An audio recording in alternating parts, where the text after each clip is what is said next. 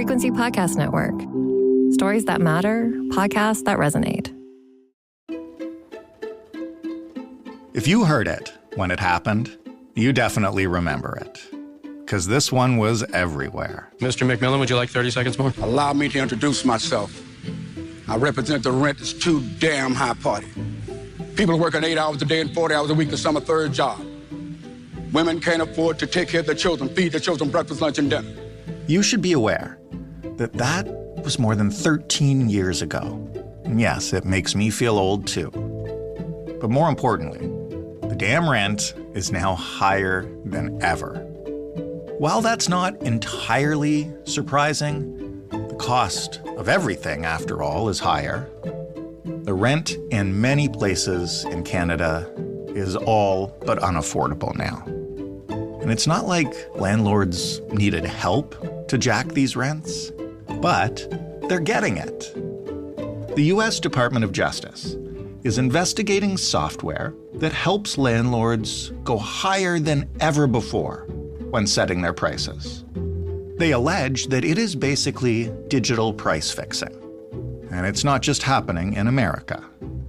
So if you're wondering why the rent is so damn high, just know that it's now got AI helping it. And if we don't do something about this now, it won't just be the rent. I'm Jordan Heath Rawlings. This is The Big Story. Martin Lukacs is the managing editor at The Breach, where he has covered this issue, well, the issue of rents in Canada, for a long time, and they're too high, right, Martin? Too damn high. I played that meme in the opening because did you know that was 13 years ago now? Oh, wow. And they've only got higher. Exactly. And now they have help. And that's what you're here to talk with us about today. And maybe you can start by explaining the software at the center of all of this. What exactly is YieldStar? So it's a piece of real estate software put out by a Texas-based company called RealPage that essentially allows companies, in this case, corporate landlords, to fix housing prices, to essentially form what the U.S. government is now calling a housing cartel. So I think, listeners probably have some imaginative sense of how price fixing and collusion between companies used to work. It would happen in smoke-filled rooms or seedy resorts. Now there's an app for it. So essentially what RealPage provides companies through YieldStar is a subscription-based service where landlords provide proprietary confidential information that then gets collated, harnessed, and fed into an algorithmic software that spits out rental prices for landlords, recommendations that are consistently above market prices. And what the DOJ, the Department of Justice in the US, is alleging is that this has allowed companies to form essentially a housing cartel that has majorly contributed to increasing prices across the United States. So the DOJ is investigating and alleging, but at the moment, is this currently legal? Certainly what the Department of Justice alleges is that it is not. The DC Attorney General, so basically the Department of Justice, as well as I think more than a half dozen attorney generals in states across the country, are suing RealPage. And what one attorney in DC has said is that essentially they have found a modern way to violate century-old antitrust laws through systematic coordination of rental housing prices. The old-fashioned way of dealing with rental properties is, if you're a landlord, you make an educated guess about what the market can bear. Maybe you're calling your buddy down the street or across town to ask what he's charging for his apartments. But this allows companies a kind of next level coordination. So basically, subscribers to this program, and in some jurisdictions in the United States, 80% of a city will have its landlord subscribe to this service. So they essentially input all kinds of really sensitive information like signed leases, renewal offers, rental applications, occupancy rates, and that all gets fed into this system, which, spits out these recommendations, which it promises are going to be 3 to 7% above market rate. So, that's it's a sizable amount, and they wouldn't be able to extract these kind of sums if not for the collusion that they are permitted to engage in through this app, so says the US government. And you mentioned, centuries-old kind of antitrust laws. That's because, I guess, if corporate landlords were doing it the old-fashioned way, like the smoke-filled room or the seedy resort, and they all got together to set rental prices, that would be in violation, right? That's pretty clear. Is that the idea? And the change now is that it's all just happening up in the cloud and an algorithm is behind it? Precisely. So that brings me to my next question, which is, this is an American company based in Texas. The filing is the American Department of Justice. You mentioned some places 80% of American landlords are using this. Is it being used in Canada?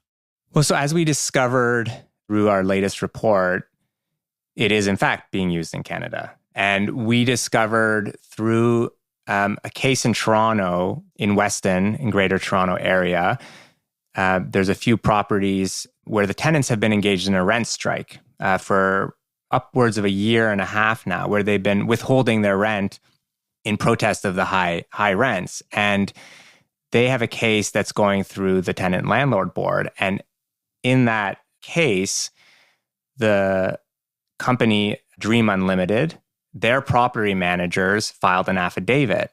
And in the affidavit, they admitted to using YieldStar to calculate market rents, as they put it, for any given apartment. And we looked at those documents, and it was interesting to discover that they're using YieldStar, and YieldStar is essentially recommending 7 to 54% increases per apartment.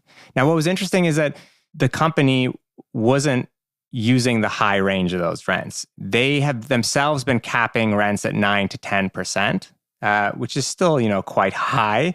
It's 3 times higher than the allowable amount as per rent control in Ontario. But 9 or 10% year over year, the last 2 years, is a very significant sum. If this is 3 times above the rental regulations, how is it permitted?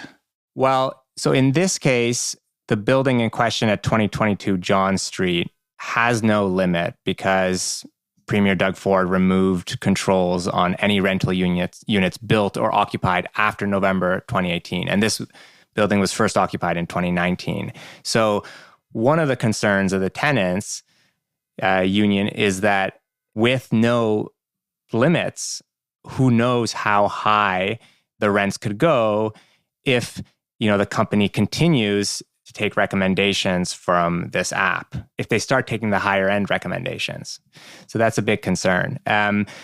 Now, one of the ways that YieldStar responds is they say, okay, these are just recommendations, but the very architects of the app have been a lot more honest about the kind of psychological push that the app also encourages. Give me some examples. So the guy who was instrumental to designing the app once said that landlords have, quote, too much empathy, end quote, compared to algorithmic pricing software. And, on the website, it's now been removed, but previously on RealPage's website, there were testimonials from, landlords and property managers. And there was one director at a US property manager that had this line that was, I think, just perfectly instructive. He said, quote, "The beauty of YieldStar is that it pushes you to go places that you wouldn't have gone if you weren't using it." So I think of it as a kind of, a devil's landlord advocate on your right shoulder, just whispering in your ear, go higher, go higher, go higher.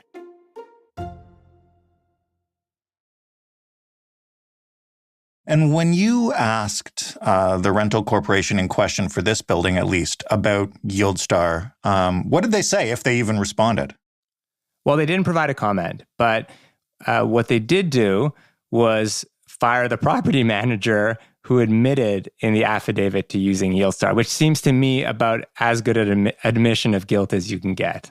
So this is one building and one affidavit. Do we have a sense at all about how prevalent this software might be in Canadian rental markets? We have access to a proprietary database that shows that at least 12 other companies whose total revenue amounts to $5 billion a year are using it. And currently we are trying to map out all the other properties in the country that are using it. The truth is we don't really know. Even this proprietary database we have access to is probably very limited. We do know that some of these companies have been using YieldStar as far back as 2013, 2014. So, and the multi, family unit rental system in Canada is quite consolidated and concentrated. So, it would not surprise me if we're only scratching the surface in terms of understanding how widely it's used. You spoke about the Department of Justice case. Is there anything like that happening in Canada? Is there any action or concern about this from any level of government, I guess, up here? So the tenant union who's organizing tenants at these properties of Dream Unlimited, the York Southwestern Tenant Union, they have been pushing for an investigation by the Competition Bureau here in Canada, which is essentially a law enforcement agency that has the ability to recommend criminal charges to the government. And for instance, your listeners might remember that they were at the center of the charges that were levied against the Westons, Loblaw, and many of the grocery giants in this country for, their involvement in bread price fixing. So it's been interesting to see the NDP on the heels of our investigation are also now calling for a Competition Bureau investigation. They wrote the head of the Bureau about a week and a half ago. The Competition Bureau may very well have already started an investigation. We wouldn't know because they do it secretly. So I think that's what it's going to take to really unveil the degree to which companies here are, using YieldStar. Can you tell us a little more about the DOJ investigation and what we know from it and just kind of like where it's at in the process? They have filed this lawsuit in late August where they are essentially suing them. And as far as I can tell, their ambition is to shut down the ability of RealPage to offer this subscription service. And of course, I think like when push comes to shove, politics are naturally involved, and conceivably they could settle with the company, and maybe it would involve fines, maybe it would involve just a tap on the wrist, but it definitely has the potential to be a really precedent-setting case in cracking down on the use of algorithmic price fixing, which isn't just happening in housing, it's happening in industries across America and Canada. That's the other thing I was going to ask you about is like, what do we know about the scale of algorithmic price fixing? Sure, not just in the rental market, but also just like, is YieldStar the only software that is doing this? There's definitely others. In fact, there's another one called Yardi as well, about which very little reporting has been done to date in Canada. So I really think we're in uncharted territory.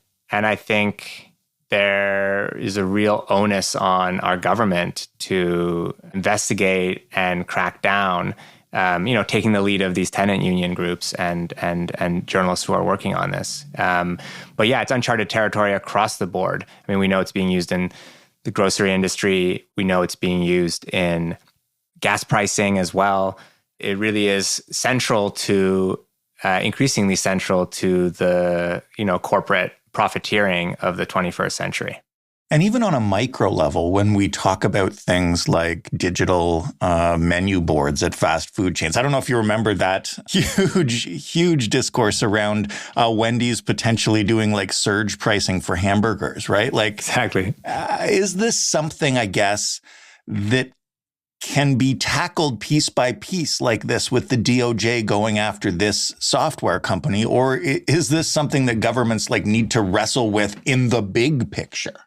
I think that's exactly it. Like we're overdue for a reckoning, a political reckoning, where, you know, we really question the way that I think, you know, under the radar for many people, capitalism is really harnessing the power of AI to engage in the kinds of, you know, collusion and coordination that would have been the dream of capitalists of the 20th and 19th centuries, who had to go to far greater lengths to do this kind of coordination.